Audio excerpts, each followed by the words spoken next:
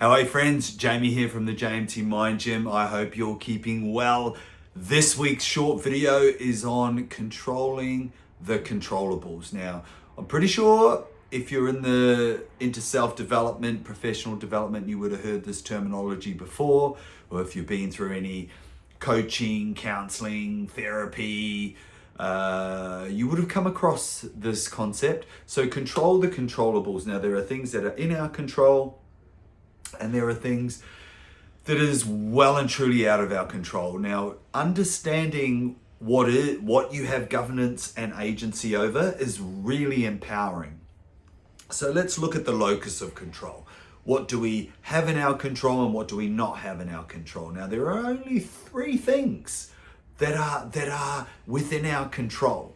Now, they are our actions, what we say, what we do, our decisions, so largely a lot of our thinking.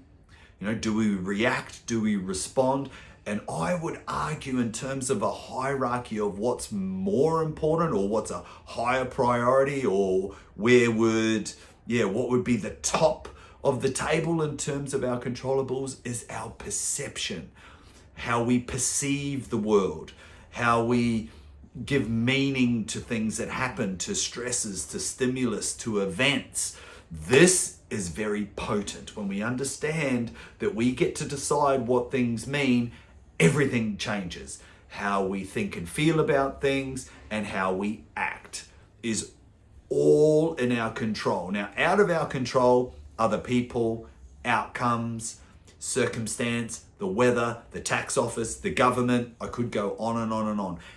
Things that are not our actions, our decisions, and our perception is out of our control. Now, I would couple that with, if it is out of your control, it is meant to be. Because we cannot influence what is out of our control. So arguably, it is meant to be. What happens next is in our control. Now, let me tell you a quick story.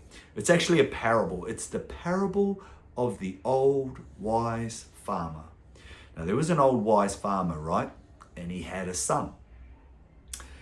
And these two, they had the village's only horse. And they lived out in this isolated village. There was many villages, but this particular old wise farmer and his son, they had the only horse. And so one day, when the old wise farmer woke up, they realized that the gate was open. So the gate was open and the horse was gone. They were like, the horse is gone. And the villagers realized that the village's only horse had bolted. And the villagers arrived at the old wise farmer's house and they said, "Old wise farmer, your horse is gone. Oh my God, this is an absolute disaster." And the old wise farmer turned around and said to the villagers, "We'll see." A few days passed in the village, and the son had gone out looking for the horse. He'd been out for a couple of days. And the farmer's son, the old wise farmer's son, returns. This time he's got the horse, plus he's got 6 other horses. And there was great celebration in the village, because at one stage they only had 1 horse. Now they've got 7. And of course the villagers rocked up to the old wise farmer's house and they said, "This is absolutely fucking sensational. We've got 7 horses. This is the best. We'll be able to use them. We'll be able to drag the logs into the village. These are working horses. We couldn't have had a better result." Of which the old wise farmer turned around and said to the villagers, "We'll see." A few days pass in the village. Life goes on as per usual. Everybody's going about their day. This time, the son, who was the farmhand, he decides to try and break in one of these stallions. So he's like, "Right, here we go. I'm going to try and dial these stallions in and get these stallions to be working horses." Anyway, during the exercises he was doing with the wild stallion, a stallion gets up, kicks him square in the thigh, and breaks the farmer's son's leg, the femur. Breaks the femur, Down he goes. Oh, this is an absolute catastrophe. And of course, the villagers catch wind of this because the old wise farmer's son's legs broke, and the villagers once again, they gather around the old wise farmer's house and they're like, this couldn't be any worse. He was the fittest, strongest farmhand. This is an absolute catastrophe. Of which the old wise farmer turned around and said to the villagers, we'll see. Anyway, so it's quite a catastrophic injury. The farmer's son, he can't work, he can't do much at all really. And so life goes on. Some time passes, a couple of weeks, and war breaks out. A battle breaks out. And all the villagers, the men in the village, are called to arms. Anyway, the war starts to creep in towards the village, and they start recruiting men from the village. The recruiters come in, they circumnavigate the village, and they take an inventory and start collecting the men. Of course, they get to the old wise farmer and realize that the son is too lame. He's no good. He's injured. He's incapacitated. He's good for fuck all, really. And the villager's like, he's so fortunate that that son of yours doesn't have to go to war. He doesn't have to fight in the great battle. You must be so relieved. And it wouldn't take a rocket scientist to see what the old wise farmer said next. We'll see. And the moral of the story is, and I think it's summarized magnificently from Shakespeare, William Shakespeare, with Hamlet, there is no such thing as good or bad, but thinking makes it so. Now, I cannot emphasize that anymore. One of my greatest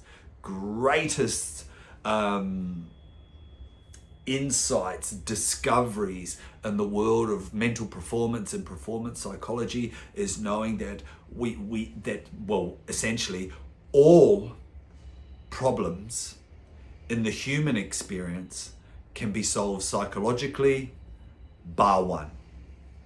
And I wonder, have a think, what would that be? If all problems in the human experience can be solved psychologically, bar one, what would that be? And the answer to that is death. Now, there are a number of universal laws, scientific laws, that support and underpin Shakespeare's little quote, little statement in Hamlet. There's no such thing as good or bad, but thinking makes it so. We have the law of contrast. We have the law of polarity. We have the law of dichotomy. One of the modern forefathers of psychology, William James, fostered the law of contrast. There are equal complementary opposites. We can't go around having a one-sided life in a two-sided reality. And if I was to ask you, have you had shit happen in your life? Challenges, adversity, some bad things, and you would answer yes. Interestingly enough, and notably, if you look back on some of these things that we perceive as disasters, generally on the other side of that, and when a little time's passed, we look back with a bit of warmth in our heart and go, I wouldn't be where I am today if it was not for that particular event or what we perceived as a bit of a disaster. So where the brilliance is when it relates to perception is looking for both sides. Both sides in the moment, both sides in foresight, both sides in hindsight. Where is the blessing in the curse? Where is the silver lining in every dark cloud? Where is the calm in every storm? Because genuinely and generally, it is always there. We often become very consciously aware of the setbacks, the drawbacks, the negatives, the consequences, the cost of something. But they cannot exist by themselves. They coexist with benefits, opportunities, advantages, and the positives. It's just a willingness to look for both sides, because it's always there. So we're consciously aware of one side, which is generally the setbacks, the drawbacks, the negatives, and we are unconscious, meaning unaware, meaning operating in the background without us having to think about it, about the upsides. So my respectful challenge to you is, if you're going through a bit of a, rough patch, a challenge, some adversity, problems that you can't seem to move on, have a look for the other side. Sit down, pragmatically, methodically, slowly write them down.